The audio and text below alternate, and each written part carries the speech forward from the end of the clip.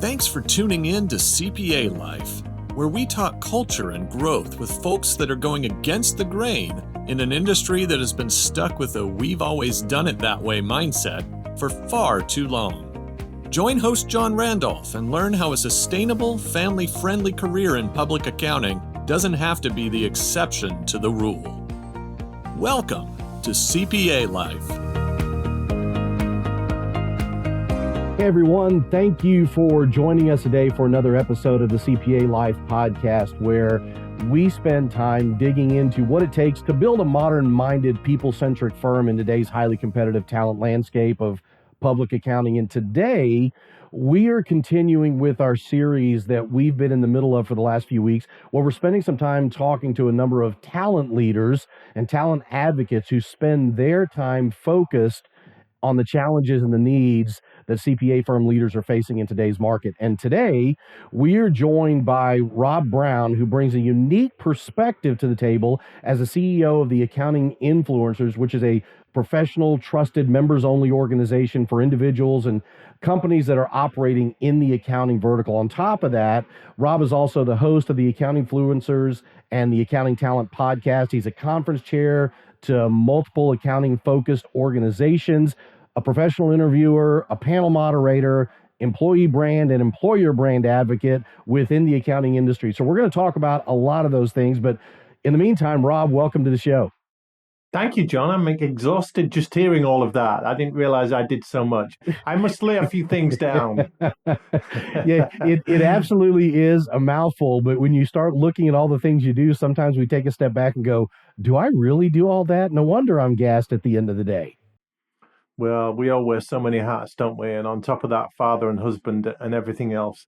We do a lot of things to a slightly better than average standard, don't we? We absolutely try to, and I think that you do an excellent job with that, with the content that you put out, with the work and the advocacy that you put forth in the accounting space. And I want to spend some time talking about those things today. But before we dig into a lot of those challenges, issues, and some of the possible solutions, I don't know if they'll be the right solutions, but we can offer some to those things that the accounting industry is facing today. Let's take a little bit of stroll through your background and give me a snapshot of how you've brought your career to where you are today. Former high school math teacher, did 4 years in the UK, 4 years in Hong Kong in an international school, but got to that point where I felt I was just coaching kids to pass tests. Yeah. Started to plan a route out of teaching and took a master's in human resources and thought training and development will be a good fit for my skill set. Ended up doing some training as an associate for a guy that worked with accountants. He was an accountant at Baker Tilly here in the UK, and he taught accountants how to network and win referrals and get that kind of business. So I learned from him and ended up doing it in my own way. And for 20 years ran something called the Business Development Academy, working with bankers, accountants, lawyers, but mostly accountants. In 2016, I had a stroke, which was very unexpected. Oh, wow. And a brain hemorrhage, and just forced me to simplify my life. When you have moments like that fork in the road, and I had a very big accounting firm in the UK that were very loyal to me throughout my rehab. And at that point, I laid down everything apart from accountants. And I started a podcast called Accounting Influencers because I wanted to be more well-known in the space. I was a little well-known, but not very well-known. And so I started scouring the universe for people that influenced accountants, people that accountants listened to, and interviewed them and found out what they were all about. And I enjoyed that so much, being that interviewer, that podcaster, that I stopped doing the business development and the training stuff and started to run a group, as you said in the intro, for influencers. You also mentioned the advocacy for CPAs. I am a part qualified accountant. I took a degree in accounting after I finished high school because I thought I wanted to be an accountant. But I killed that dream and became a teacher. So I get accountants, and I think they do an amazing job, and there's not enough people advocating for them. I know you in CPA Life, you shine a light on some of the great people running firms and how they're doing things differently and trying to blaze a trail and be a pioneer. So yeah, let's definitely talk about that. Accountants are the guardians of business, the gatekeepers of data. Yep. And they occupy such a critical role. But sadly, The accounting profession, you call it an industry, we call it a profession because we put it on a par with the legal profession, the medical profession. And actually calling it an industry might be part of the problem, John, because it puts you down in blue collar territory. It's a great point. It's not the esteemed profession it should be. So we call it an industry, and it's, I don't know, the tech industry. The accounting industry for me describes all the tech companies and everything surrounding the accounting profession. But one of the things we could all do is tell a better story about accounting. And in CPA Life, I love what you're doing in shining a light on what's good in the profession and the great people in it. You know, there's so many people that are doing so many things well, and I think that you're right, Rob. We minimize so much of the work that's done, but when you think about the fact that, you know, in the space that we're in today with the accounting profession, and I like the way that you put that, when you think of where we are in the accounting profession today, if we continue down the path that we're heading down, where we have fewer people doing the work, less talent available to do the work, that is going to begin to drastically impact the trust that the public has in overall business, in investment, in banking, in managing their money. All of those things begin to come into a bigger question if we don't have the right people in the profession doing the work that needs to be done. And you're right, it's a story we've got to tell that's better. Well, there's a couple of things you brought out there. You mentioned the word trust. It is at a premium these days. Trust in the government, trust in the armed forces, trust in the judicial system, trust in the education system, trust in politics. It's at an all-time low right now. Trust in relationships. Divorce is at an all-time high. Trust in social media. We don't believe stuff. There's so much hype out there. So is accounting a profession we can trust? It doesn't do itself any favors with some of the audit scandals and the errors that occur in the news. So that's one thing. But to the point of, let me ask you this, whose responsibility is it, do you think, to be the voice of the profession, or who's responsible for the brand of accounting as a career choice, John? You know, it's interesting. That's a very interesting question, because I think that there's so many people that would say, as a profession, especially speaking to the younger audience, it's the professors, it's the colleges that are helping build that story and tell that story. But at the end of the day, can you trust that story? Because, you know, in the world that we're living in here in the States, I know that you're overseas in the UK, but in the States, we've got, you know, all the wonderful stuff, regardless of how you feel about it, support or not support it, going on with Elon Musk and Doge, and, you know, the simple philosophy of follow the money.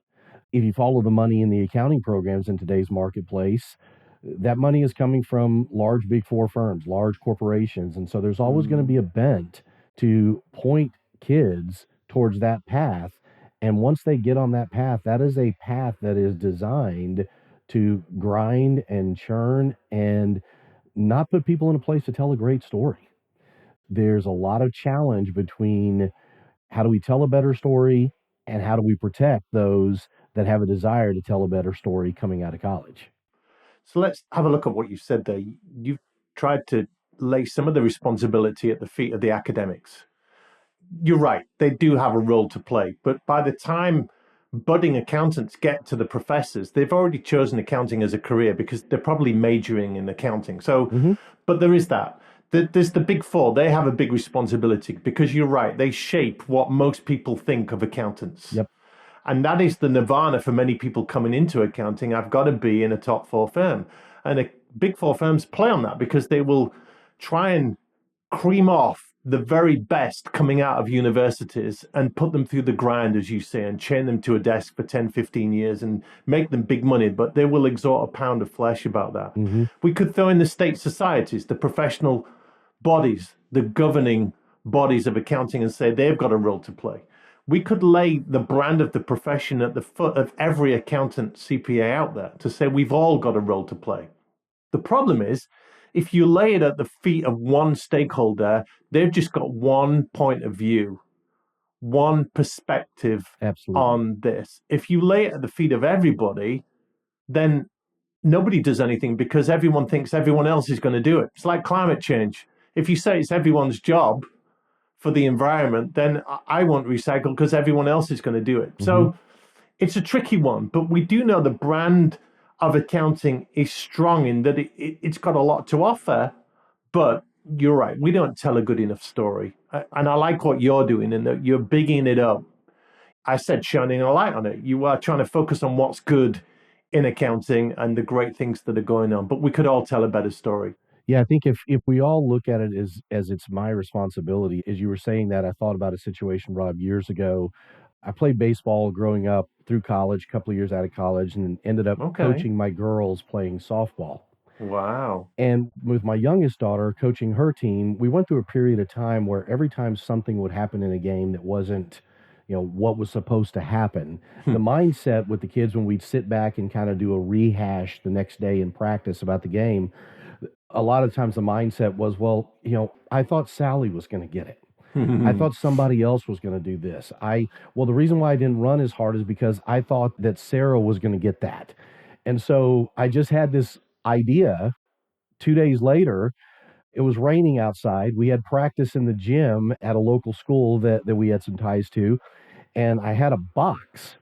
I took this box and I put it in the shape and kind of carved it up a little bit. I like to do a little handiwork. Put it in the shape of a casket.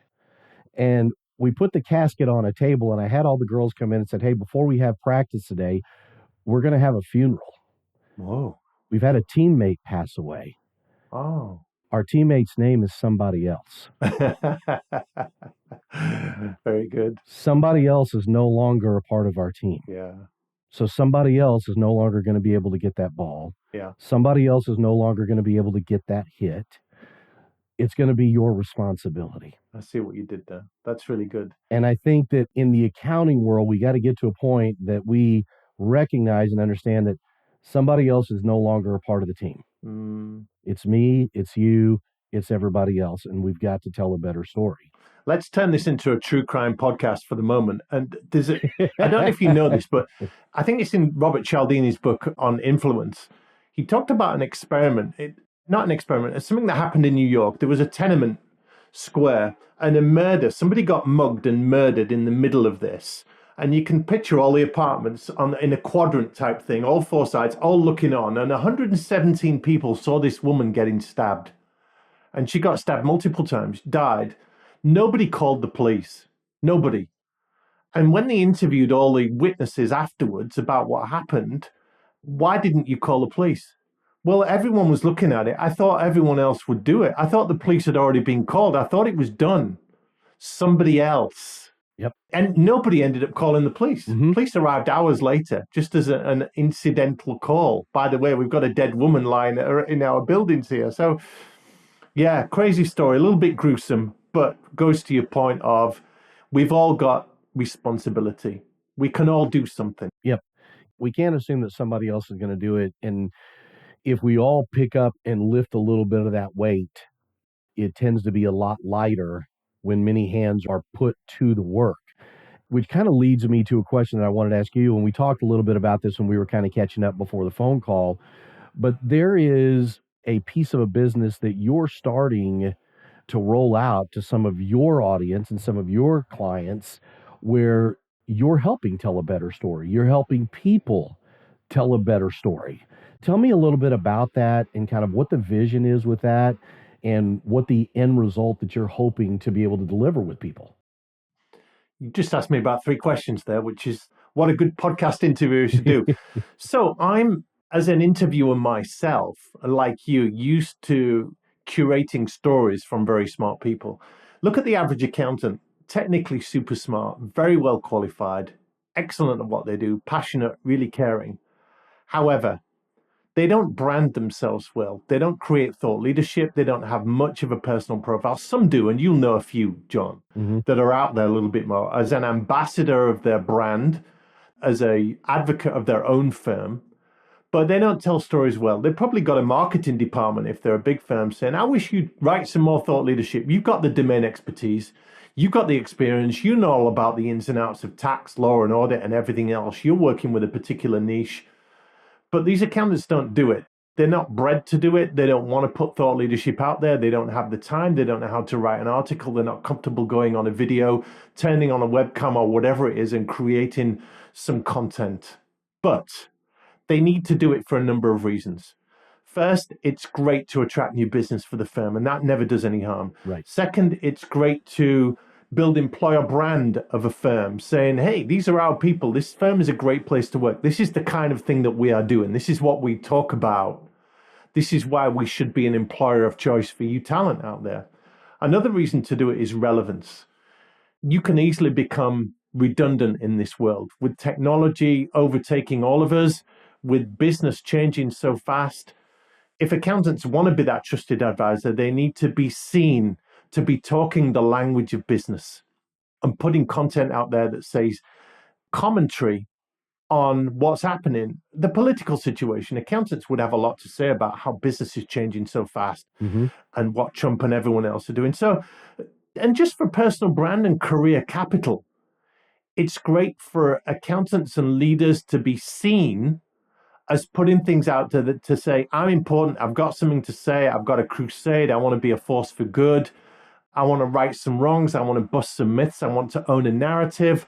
I've got important stuff to say about my world and the business world. So, with all the objections that an accounting leader might come up with, or a firm owner, to not produce content, I'm saying to them, let me, as an interviewer, as an industry or a profession expert that knows the right questions, let me interview you for 30 minutes a month. Or give me 12 months, and every month I'll interview somebody in your firm that has something to say. Even if it's as simple as, John, what's been on your mind this month? What's caught your eye this month? What have you been thinking about this month? What kind of conversations have you been having with clients this month? What problems have you solved this month? What are you doing next month that's exciting? What events are you going to in the next few months? And there's all of these questions that bring out great stories. How have you wowed and delighted a client in the last few weeks? How have you got a great result for a client of yours? So when I interview accountants like that, they're never short of something to say. And because we position it as a fireside chat and a conversation, it's authentic, it's personal, it doesn't take much prompting. But out of that 30-minute interview, me and my team will create some thought leadership pieces, some LinkedIn pieces, some video snippets that can be branded up with you, your personal brand, your firm's logo, anything else. And it's almost a done-for-you package to say to that person, to that firm, hey, take this and put it out there on the social channels. And John, I know you work with people that do this for you because you put out some great thought leadership stuff, and it takes that bit of structure and process and somebody actually sitting you down and saying, right, John, what's on your mind? Yep. So my proposition is taking a lot of the pain out there and making it easy for them and making it quick for them, because they don't have the technical expertise to do the videos. They don't know what to talk about. So we're making it super easy to access and make something happen. Well, I think it was Dale Carnegie in his book, How to Win Friends and Influence People. One of the things that Dale Carnegie talked about is everybody loves to talk about themselves and their jobs. Ask people about their family, ask people about their personal interests, ask people about the things they enjoy doing outside of work. But more than that, also ask them about what they do at work and what they're passionate about at work. Yeah. People love to talk about those things. That's their identity, isn't it? Absolutely, it is. Yeah. And I think that, like you said, when you structure it as a fireside chat, when you structure it as just having a conversation, there's so much that flows that when you start to be able to take that knowledge that somebody has and put it into a video type format, and you and I have talked about this over the last couple of years that we've engaged, video, for lack of a better way to put it, video engages, video sells. Yeah. It's the currency of attention, John. Particularly for the younger generations. And by younger, I mean under 40. Maybe under 50. We're all on TikTok and YouTube and everything else. So don't tell me video doesn't work in getting people's attention. And it's something that people will pay for. It's something that will drive people to you as an individual, you as a service provider.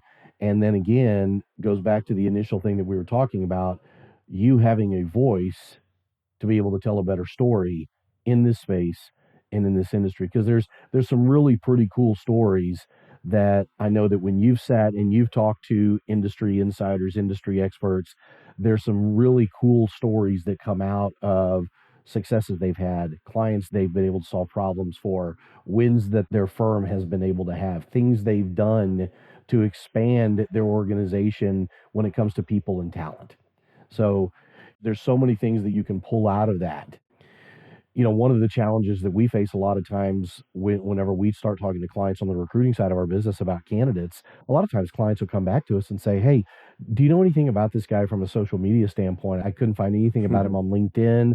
He hasn't posted anything in 4.5 years, 5 years. In fact, his LinkedIn profile isn't even up to date with his career. Boy. What an impact that would have to be able to have some consistent data that speaks to the value you bring to a potential organization, right? And you mentioned LinkedIn there. There are two shop windows for accountants, two places where they can be checked out, where people can go and do due diligence. If I come across a good accountant, I'll get a reference to a firm. My first stop might be the website, specifically the About Us page. Mm-hmm. Who am I dealing with here? What do I know about this person? And so many bios on websites say, this is Jim. He works in our tax department. He's been with us 4 years and he does CrossFit on the weekend. And he graduated at this university and his expertise areas are this, which is fine. But I don't know that guy as a person. It's nothing different to a billion other profiles of accountants on websites. Mm-hmm. There's nothing individual and differentiated about it. What I'd love to see on there is a video of Jim saying, hi, everybody, I'm Jim, or somebody interviewing Jim and saying, Jim, tell me what you were doing when you were 16 years old. Did you always want to be an accountant? How did you become an accountant? What was your first job? What was your first paycheck? Did you have a paper round? Did you sell lemonade on a street corner? Let's get into the personality of Jim. So that's one shop window, is the website and the About Us page for an individual. But the other is LinkedIn. That's the world that we live in. That's where accountants, recruitment professionals, that's where they live. They might go on social, but that's where their professional profile is. Mm-hmm. And if you're not leveraging that and putting good stuff about you, people will go on that. And you're absolutely right. They'll see tumbleweed. It's an echo chamber. There's nothing going on. But that is where you will be relevant or you will be forgotten about and people will pass on to someone else. So I want to say we all have a responsibility to manage our personal brand. You'll know there's some accountants that don't want a personal brand. They don't want to be a leader. They just love accounting. They love the number crunching. They want to be in a dark room with an Excel spreadsheet and a bit of AI and really look after the clients and get great results and crunch the audit and everything else. Great. Good luck to them. But for the rest of us, if we have any aspirations to leadership or we want to be influential, even extroverts will influence 10,000 people in their lifetimes. If we want to be a force for good, if we want to make a difference, if we want to serve our clients, then it is incumbent upon us, isn't it, to put out there some good thoughts, some good ideas, some good content, showcase your expertise, have a crusade. Yep. Have a niche that you want to be a force for good in, and we can all do that. My proposition here is just to help elicit that from them and make it easy for them to get it out there. Well, and it's amazing when you start to give somebody an audience, and in this case, to start with an audience of one, they're talking to you. Yeah. Barriers start to come down, and let's be honest, if you start working with somebody this month, the videos that they put out this month, even though the work that you do to edit is going to be top notch to make it sound competent and intelligent, but the video they put out today is not going to be anything compared to the video they put out 12 months from now. That's such a great point. It's only going to get better. It's only going to get better. And not only is it going to get better with what they're doing with you, but we live in a world today that is technology driven. And the work that you're doing with your clients over video, as well as face to face, it's only going to get better the more you do it and the higher level of comfort you get. I wrote a book a few years ago. I'll show you it now. Exhibit A for the video. Here's the book. Build Your Reputation. You guys don't need to buy it. It's on Amazon. It's about standing out in your career. And a mentor of mine once said to me, it's not what the book makes for you, it's what it makes of you. Nice. And what he meant by that is when you write a book like that, unless we're J.K. Rowling writing Harry Potter or something like that, we're not going to make millions from our book or thousands or any money at all. But it's what it makes of you as a person. Now, your first episode of CPA Life, and you've done 60 odd episodes now, so you've shown real longevity in the game, but you probably could look back at that first episode and roll your eyes and think, how lousy was I back then? Because you've really honed your craft. Absolutely. And you're right, these accountants, everything's difficult before it becomes easy. But if they put out more thought leadership, it's what it makes of them. It's how they develop as people and the skills they upgrade and the confidence they get for putting their thoughts out there, even if one or two people see it. Yep. It's not for the followers and the fans and the likes and everything else. It's the person you become by articulating your thoughts and being courageous enough to put them out there. It's what it makes of you, not what it makes for you. I like how you put that, because we placed a gentleman with a firm on the recruiting side of our business this past December Right. in a senior tax manager role. Mm-hmm. What it really came down to between him and another candidate was he had invested over the last 5 years since COVID hit. He started doing it on TikTok just for fun, but creating videos making fun of stupid tax issues. Wow. Things that he was seeing on returns, things that he was seeing that clients were asking if they could do, just debunking a lot of the crazy tax myths that are out there on TikTok or Instagram. But he had created this following over the last 5 years while also helping drive some business for the firm that he was a part of. Love that. And the way that my client looked at that is, look at how much he has owned who he is and the perception of the marketplace and who he is, and how's that going to translate into who we are and what we're trying to build. And they saw it as nothing but a huge positive that he had taken control of that and not let somebody else write that narrative or lack thereof for him. A criticism of accountants is they're not entrepreneurial enough, Mm-hmm. because accounting is black and white, it's risk mitigation, it's playing it safe. But they serve a community that are often entrepreneurs who are pioneering and risk takers. And so the argument is, accountants can't really understand my business because they've never ran a business and they're not entrepreneurs. But if they are going to be advisors and consultants and be future thinking, they need to be more entrepreneurial. So what you've described there with that guy starting that channel, that platform, is someone that's been entrepreneurial because he's turning nothing into something. He's birthed something. He's had a burden or an idea and he's done something with it and he's ran with it. So that is a great example of an entrepreneurially minded accounting professional. And if we challenge a lot of accountants, there would be that spark in them that they want to talk a little bit more about that. Or that kind of thing really excites them, or that burdens them, or that annoys them. They've got a breakthrough idea there. They've got the makings of a little series or a post or an interview or something that they could run with. Otherwise, it just dies inside them. Yep. The idea never comes to fruition. It never gets birthed. Thanks for joining us for part 1 of John Randolph's conversation focusing on talent within the accounting space with the founder of Accounting Influencers and host of the Accounting Influencers podcast, Rob Brown. Part 2 will air April 23rd. Be sure to subscribe and go to cpalifepodcast.com for transcripts, links, and bios, and to learn more about the show. We'll see you next time on CPA Life.